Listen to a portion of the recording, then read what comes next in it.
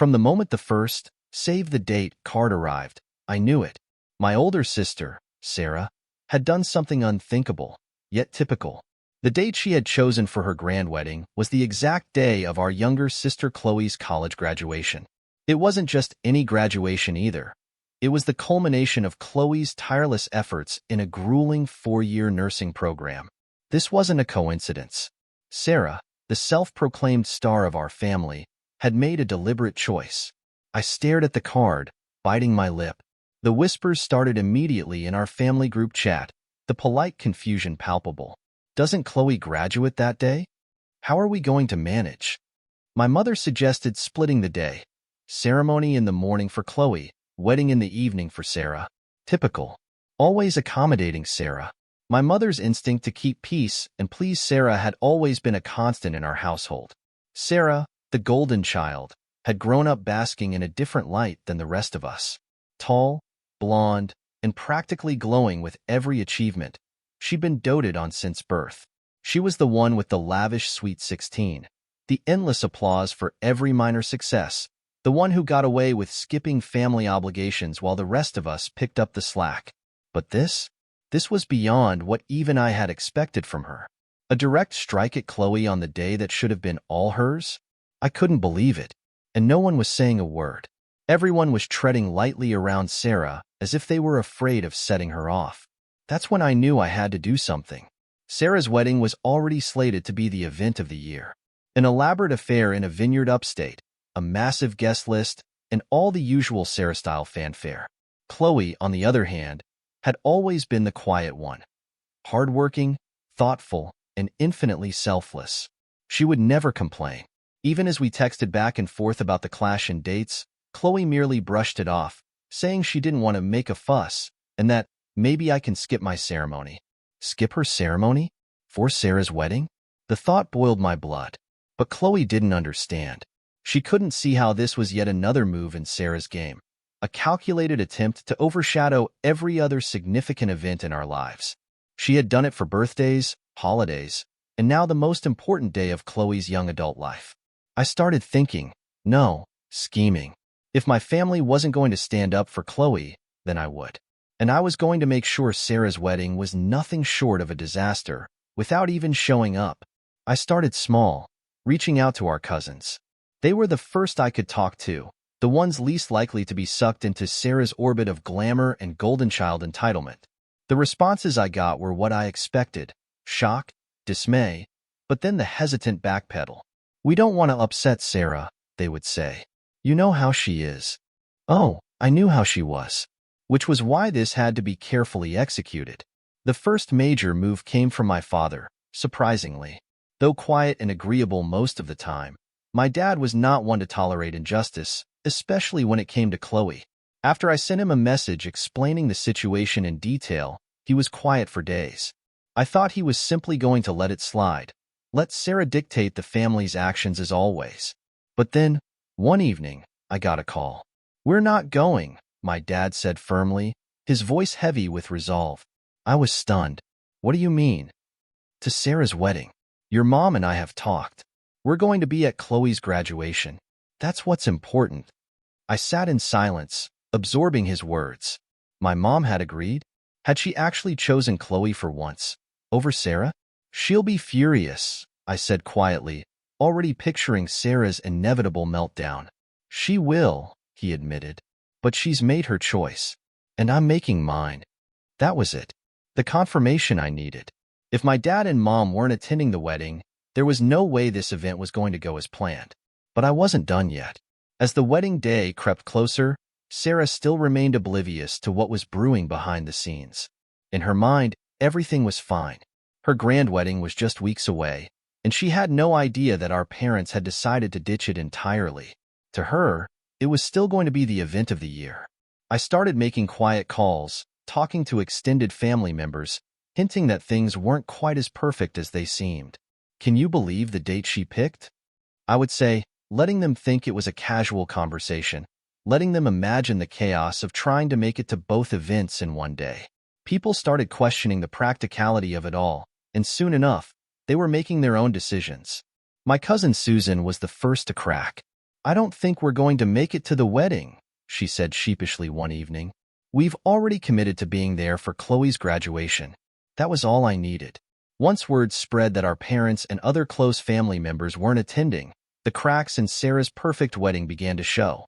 Guests were quietly choosing sides, and Sarah was none the wiser. The moment came 2 days before the wedding. Sarah called me in a panic. I don't understand. Why aren't people RSVPing? Why are people canceling last minute? I could hear the frustration in her voice, the edge of desperation. Her perfect day was unraveling before her eyes, and she had no idea why. Maybe it's because you scheduled it the same day as Chloe's graduation, I said, trying to keep my voice calm. There was silence on the other end of the line. I could almost hear the gears turning in her head, the slow realization of what she had done, followed by the fury she tried to suppress. You didn't, she whispered, her voice trembling with anger.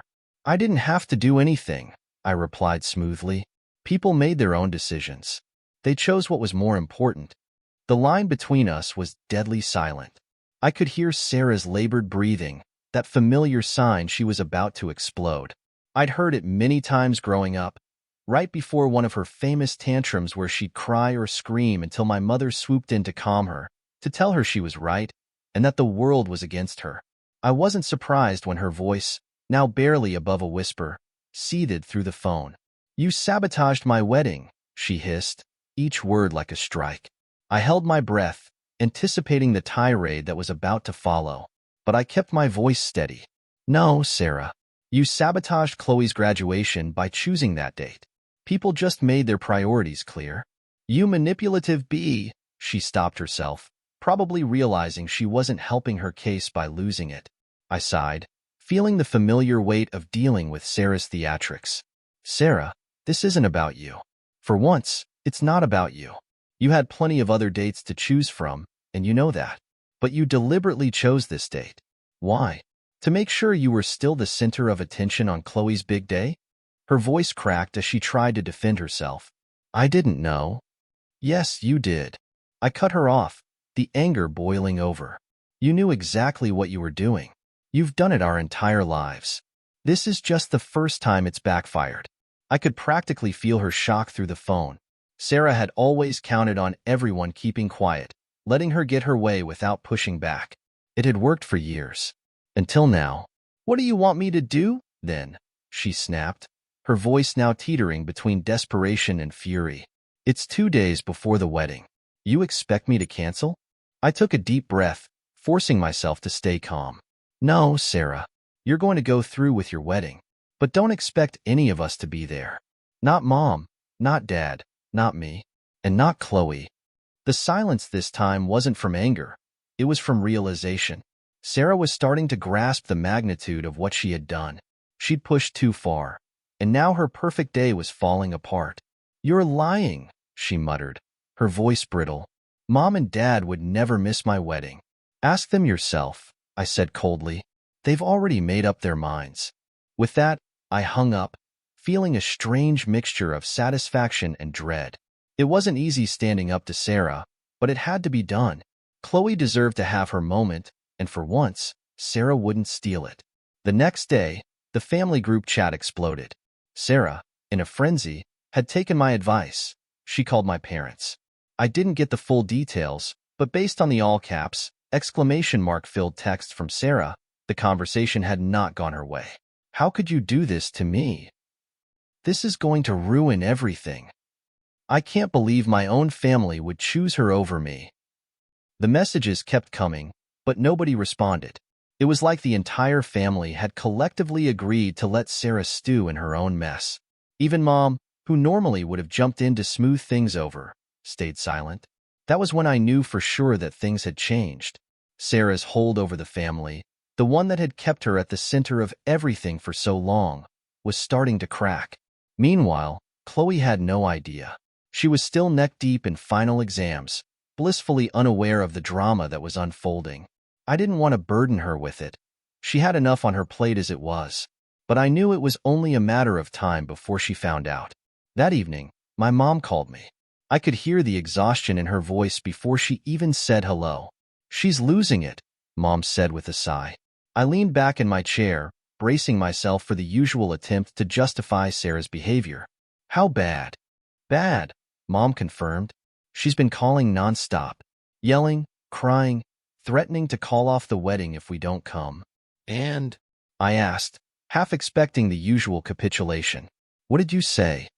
Mom hesitated for a moment, but then her voice firmed up. I told her we're not coming. We're going to be at Chloe's graduation, and that's final. I blinked in surprise. Really? Yes, she said, sounding more resolute now. Your father and I talked, and, well, this isn't the first time Sarah's pulled something like this. But it's the first time it's really hurt someone. We're not doing this anymore. She's old enough to deal with the consequences of her choices. I had to suppress a grin. This was huge. My mother, the eternal peacekeeper, was finally standing up to Sarah. It was a small victory, but one I wasn't going to take for granted. But as much as I wanted to feel triumphant, I couldn't shake the feeling that this wasn't over. Sarah wasn't the kind of person to let things go quietly. She would find a way to retaliate, to reclaim control of the situation. And I was right. The next morning, I woke up to a barrage of texts and missed calls. Sarah had made her move, and she wasn't playing fair. She had called Chloe. When I opened my phone, I found a message from Chloe, short and confused. Hey, what's going on? Sarah just called me crying, saying none of you are coming to her wedding? Is that true? I swore under my breath. Of course, Sarah had gone straight to Chloe, using the one person who would be most vulnerable to her manipulation. Chloe, sweet and empathetic as she was, would feel awful for Sarah. She'd been pulled into the middle of the mess, exactly as Sarah had planned. I took a deep breath and called Chloe. She picked up on the second ring. What's going on, really? Chloe asked, her voice tinged with concern. I told her everything. I laid out how Sarah had intentionally scheduled her wedding on Chloe's graduation day, how she had expected everyone to drop everything for her big event, and how our parents had decided to prioritize Chloe's achievement for once. Chloe was silent for a moment, processing everything. I don't want to cause any drama, she said quietly. I just want everyone to be happy. I felt a pang of frustration. This was the problem. Chloe, much like the rest of us, had spent so long catering to Sarah's whims that she couldn't see the manipulation for what it was. It's not your fault, I told her firmly. Sarah made this choice, not you. We're not going to let her ruin your graduation day. You worked hard for this. Chloe let out a long sigh. I just don't want the family to fall apart over this. I wanted to reassure her, but I wasn't sure I could.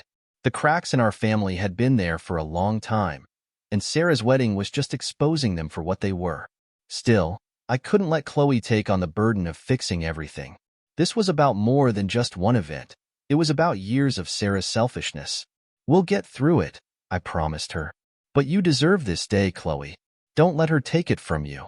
With only one day left until the wedding, Sarah's desperation reached new heights.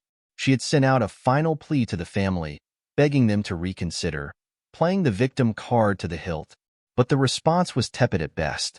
Most of the family had already decided Chloe's graduation was the priority. But then, as if Sarah hadn't had enough, she played her last card. She called our grandmother. Our grandmother had always been the family's emotional anchor, the one who could guilt us into anything with a few carefully chosen words. And Sarah, being the golden child, had always had a special place in her heart. If there was anyone who could sway the family back in Sarah's favor, it was Grandma. I didn't find out about the call until that evening. When I called my mom to check in, she was unusually quiet. Sarah called Grandma, she said, her voice heavy. Of course she did, I muttered. She's trying to get Grandma to convince everyone to go to the wedding instead of the graduation. And what did Grandma say? Mom sighed. She told Sarah she would think about it. That was it, the bombshell I hadn't expected. If Grandma chose to go to Sarah's wedding, a lot of the family would follow her lead. Sarah knew it, and she was counting on it. The thought of Grandma, thinking about it, weighed on me like a rock in my stomach. It was a critical move in Sarah's game, a masterstroke that I hadn't seen coming. If Grandma went to Sarah's wedding, the scales would tip heavily in her favor. Sarah would get the emotional validation she craved, and Chloe's graduation could easily become a ghost town, with barely a few family members in attendance. I couldn't let that happen. Later that night, I made the decision to visit Grandma in person. I didn't tell my parents or anyone else.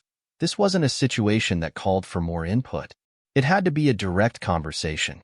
As I drove toward Grandma's house, I felt a knot of nervous energy building inside me. Grandma wasn't easily swayed, but she also wasn't blind to the family dynamics. When I arrived, Grandma was sitting on her porch swing, a blanket draped over her lap even though the evening was warm. She smiled when she saw me, but there was a sadness in her eyes that hadn't been there before. "I thought you might come by," she said softly, as if she'd already been expecting this confrontation. I sat down beside her on the porch swing, feeling the wood creak under our weight. The silence stretched for a few moments, broken only by the sound of cicadas in the trees. I knew I had to tread carefully. Grandma wasn't one to tolerate anger or bitterness, and I was filled with both. "You already know what I'm going to say," I began, my voice low. She nodded, gazing out at the darkening sky. "I know.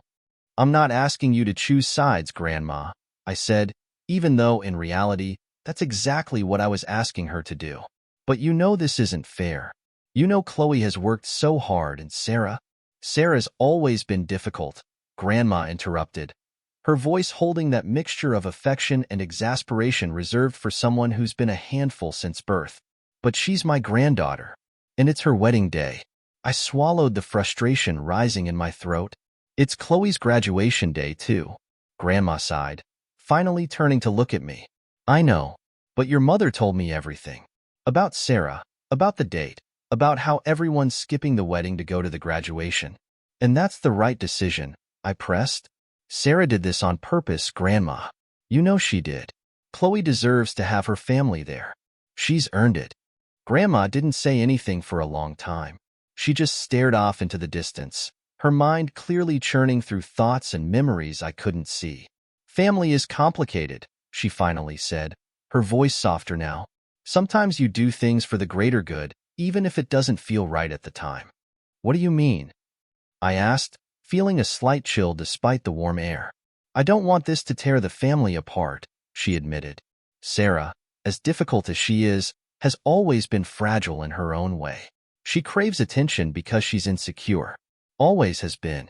Chloe's strong. She'll get through this. But Sarah? But Sarah what?" I interrupted, the frustration bubbling to the surface. "Sarah's not fragile, Grandma. She's selfish. She knows exactly what she's doing." Grandma shook her head slightly, a look of weariness crossing her face. "I just don't know if I can handle seeing the family divided. I don't want Sarah to feel abandoned on her wedding day." I understood what she was saying, but it was infuriating all the same. This wasn't about Sarah's feelings. It was about Chloe's once-in-a-lifetime achievement, something Sarah was actively trying to overshadow. But the pull of family loyalty was strong, especially with someone like Grandma, who had always believed in keeping the peace, even at the expense of fairness. I realized I couldn't push her any further. Grandma would have to make her own decision, and I wasn't going to change her mind with arguments. "Whatever you decide, Grandma," I said quietly, standing up to leave, "just know that Chloe deserves to feel like she's important too. If you go to Sarah's wedding, it'll send a message that she's not." With that, I kissed her on the cheek and left, my heart heavy. I had no idea which way Grandma would go, but I couldn't shake the feeling that Sarah might win this round after all. The morning of the wedding and graduation dawned in a blur of nerves and unresolved tension. I woke up feeling like I was standing on a precipice, staring down into the unknown. Today, everything would come to a head. Chloe was still blissfully unaware of most of the drama. She was too focused on her ceremony, nervously pacing her room in her cap and gown, practicing her speech as valedictorian. She had no idea how hard I had fought for this day to be hers, how much of the family drama was swirling around her without her even knowing. Meanwhile, Sarah was in full meltdown mode. I hadn't spoken to her since our last conversation, but from what I gathered through the grapevine, she was sending frantic messages to anyone who would listen, trying to salvage what she could of her wedding. People were starting to pull out, cousins, aunts, even some of her friends who had heard about the scheduling conflict. Sarah's perfect day was unraveling, and she knew it. But the real question was, where would Grandma go? I found out the answer just an hour before the ceremonies were set to begin. Mom walked into the kitchen, her face drawn and tired, holding her phone like it weighed a ton. "Your grandmother just called," she said quietly. My heart sank. "She's going to Sarah's wedding." I nodded, feeling a bitter twist in my gut. I wasn't surprised, not really. But that didn't make it any easier to swallow. "I'm sorry," Mom said, her voice soft with apology. "I know how hard you tried." "It's fine," I lied, plastering a weak smile on my face. "It doesn't change anything. We'll still be there for Chloe." But it did change something. It changed everything. The air was electric as we arrived at Chloe's graduation ceremony. I could see the excitement in her eyes, the pure joy of accomplishment that had been years in the making. She looked stunning in her gown, her face glowing with pride as she stood among her classmates. It should have been a perfect day, but all I could think about was the fact that Grandma wasn't there. As we sat in the auditorium, surrounded by families cheering for their graduates, I couldn't shake the bitterness that clung to me. Grandma had made her choice, and I knew it was because Sarah had manipulated her. Sarah, with her crocodile tears and her poor me routine, had convinced Grandma to abandon Chloe on one of the most important days of her life.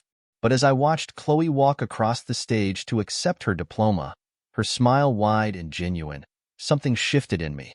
Chloe didn't care about the drama. She was happy. She had achieved something incredible, and nothing, not even Sarah, could take that away from her. In that moment, I realized that all the scheming, all the manipulation, all the stress, it didn't matter. Chloe had won, not because the family had chosen her over Sarah, but because she had worked for this day, and it was hers. No amount of family politics could change that. Later that afternoon, after Chloe's graduation ceremony, I found out what had happened at Sarah's wedding. From what I gathered, it had been less than perfect. The turnout was smaller than anyone had expected. Even with Grandma and a few distant relatives there, the lack of immediate family was glaring. The pictures posted on social media painted a picture of a beautiful event, but behind the smiles, you could see it. Sarah's dream day had been a disappointment. And it wasn't just the attendance. The weather had turned unexpectedly sour, with rain starting just as the ceremony was about to begin. The outdoor venue had been soaked, forcing everyone inside at the last minute. It was the kind of minor catastrophe that would have sent Sarah spiraling on any other day, but on her wedding day, it was like a curse. As I scrolled through the pictures, I didn't feel triumphant. I didn't feel smug. I just felt sad. For Sarah, for Chloe, for the whole family. This was what we had come to. Two sisters, both deserving of love and recognition, pitted against each other by circumstances that should have been avoided. All because Sarah couldn't stand not being the center of attention, and Chloe couldn't stand up for herself. It was a mess, and nobody had truly won. 2 weeks after the wedding and graduation, the dust had finally begun to settle. Sarah wasn't speaking to me, or to our parents, or to Chloe. She had shut herself off, angry and hurt, convinced that we had all betrayed her on the most important day of her life. Chloe, on the other hand, was thriving. She had started her first nursing job and was already planning to move into her own apartment. She was stronger than I had ever seen her, more confident, more sure of herself. It was as if the graduation day had marked not just the end of her studies, but the beginning of a new chapter in her life, one where she didn't have to live in Sarah's shadow anymore. As for me, I was left with a bittersweet taste in my mouth. I had done what I set out to do. I had convinced the family to stand up for Chloe. But in the process, I had alienated Sarah, and I wasn't sure if our relationship would ever recover. One afternoon, out of the blue, Sarah texted me. It was a short message, just 5 words. "I hope you're happy now." I stared at the message for a long time, unsure how to respond. Finally, I typed out a reply. "I am, and Chloe is too." I hit send and put the phone down, feeling a strange sense of closure. Maybe, one day, Sarah would understand. Maybe she wouldn't. But for now, I was content knowing that Chloe had finally had her moment, and that the family, even if fractured, was stronger for it.